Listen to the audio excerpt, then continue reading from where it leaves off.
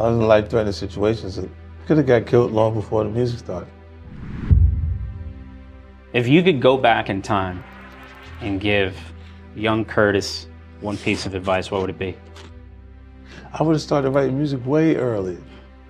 I'd have skipped all of the stuff that I could have possibly, because all of this could have changed a lot. I think that adjusts your character though, so it did turn into my behaviors.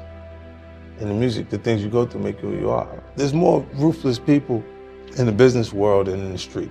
You know, like they just have subtleties to their tactics.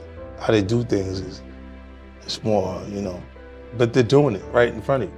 You know, how they're structuring the actual deal and things that they're doing. It's like just taking the money for you. Look, robbery, at least it will give you the courtesy of showing you the gun, so you can have those anxieties and feel those feelings that you would feel when you're being robbed. They'll do it on a piece of paper where you feel nothing and just rob you right there. You see what I'm saying? Yeah. So it's the same tactics with a different approach. And a lot of them, the people that do this comfortably, like handing the contract, the thing that they're not conditioned for is direct conflict. And that the circumstances I grew under, I absolutely have to be prepared for it. There's positive influences, there's negative influences, there's a lot of things around that you can actually do. Like, you look at YouTube, man. It's pretty much every skill set you're looking for you can find on YouTube. You find some information about what you're trying to do and not even have it be something for you to sit and read. You're watching them explain it to you. You know, so I don't know why it's not clearer that there's less limitations. Like, you're not limited the same way you were in the past, you know what I mean? Okay, now how did you become interested in vitamin water? I was in the supermarket and I saw a gallon of water for $2.89. And I went further down the aisle and I seen another gallon of spring water for 59 cents. And I just know that if you put that in these two different cups that we have in front of us, that I wouldn't know the difference between what spring it came from. When I got back, I told Chris at the time, me and Chris Lighty was working closely together, he was managing me, and I said, I want to sell water. And he was like what? I said, I want to sell water. He's like, to who? Everybody need water. Like, you know, it might have been an easier concept for him if I said I wanted to sell liquor. So you bought the company? No, so I ended up having about almost 10% of it.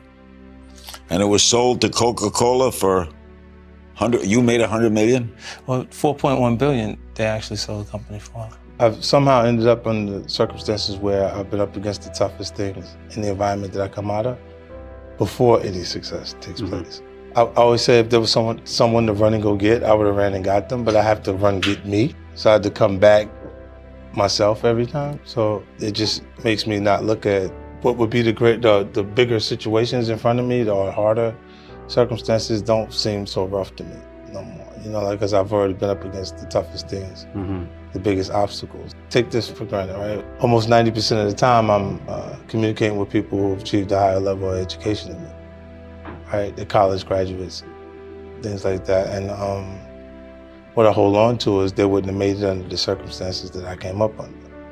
And, you know, if the information that you needed in the business classes were in the book, if everything you needed was in the book, then the teacher would be too successful to teach the class.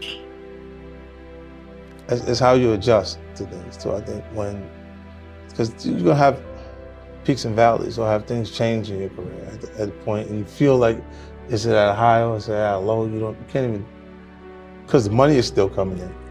You don't feel like there's a change in finances, but you'll see things that you go, wait, I don't understand why they're doing this. Even now, in film and television, I'll look around and go, wait, what is this? Like, I don't know what they're doing. Like, why'd they pick this up? If I don't understand what's going on, then I'm not sure I'm as good as I think I am, right? If you're confused at how the operation is working, then you don't know. If everything I pick is working, I feel great about that, but you go, what is all the other stuff that they're picking? Right. What is that? Like, how much does that equate to as far as the audience that they have at the network, or why are they doing it? You know, and just trying to understand that. Because I guess eventually I'll be the network. Without knowing who you are, an individual could look and just judge you and say, I don't like that. He had that diamond goat on his neck. Why'd he put that there? You got to be a certain kind of person because he liked diamonds. All right? And then they could just assume that anything they would like to register negative, they can just register it negative. Some people, they have the trait of, like, let's say the person's across the street, they look at you, they don't like you across the street. Some people feel the need to go across the street to say, why I'm a good person. I don't give a f. Yeah. I genuinely don't give a f about how those people feel about me across the street because they don't care about me. Having the ability to focus on something, to work on it, will allow you to work hard enough to be good enough at it. That's one thing when you can actually commit to yourself and what you want for your life and you work that hard at it. This is watching someone else raise their hand to answer a question that they know the answer to. And that means that person deserves to be ahead of you in life because your fear of being wrong at that point is not allowing you to create your value in the workspace. Well, when you're in life-threatening situations, it makes you a little more conscious of death. You know, and the more that you are aware of your fate, the higher the probability you have a chance to live. So you're a little more free. So walking into a room, even at the worst possible scenario, it won't damage me to the point or hurt as much as that hurted. So I'll go in there in a secure space, able to speak and ask the questions, and I'd rather feel like I'm unaware for the moment within those quarters than to feel like I'm unaware in a losing situation. So I don't regret those things. I don't regret them because I don't think I'd be who I am today if I wasn't exposed to those situations. If you ask me, those are unfortunate situations that I've had to experience. And if I had a choice, I would have definitely went in a different direction. But under those circumstances, when you're in an environment where you meet aggression with aggression, or you're deemed weak, and the weak becomes the prey, you gotta kind of back people off of you at different points. And when you're willing to go as far as further than the other guy, you'll always prevail. You always end up on top. Even at this point, the person that you could have met, fell in love with, how many positive moments? Right. Your highlight reel. Right. The thing that's really important, the most expensive thing we spend is time. Because we can't get it back. And when you look at the highlight reel, whether the person's rich, poor, in the middle, wherever they're at, right? Look, me personally, I look at it and say, they still have so many moments. Look, before I had money, when I'm rich, in the middle, when I'm poor, when I'm in the middle, when I'm rich, regardless, I've been on each one of those portions of the journey. Right. I had fun. When we didn't have no money, we had fun. Was that the most fun? It was fun.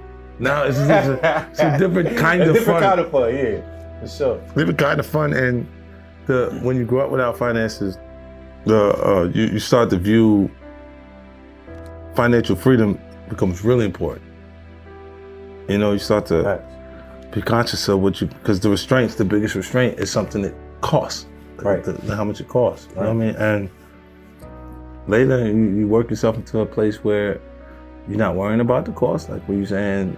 It's elementary, right? The building blocks that you put down, essentially, if they keep moving, you can't build, right? So I set certain rules that was the basis for how we would be productive.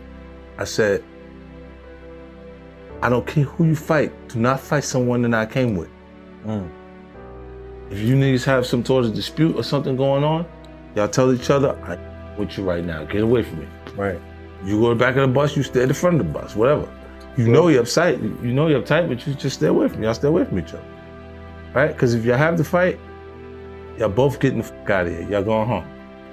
Right. And the reason why I was saying this is I can't bring new people on when the foundation that I had is fighting each other.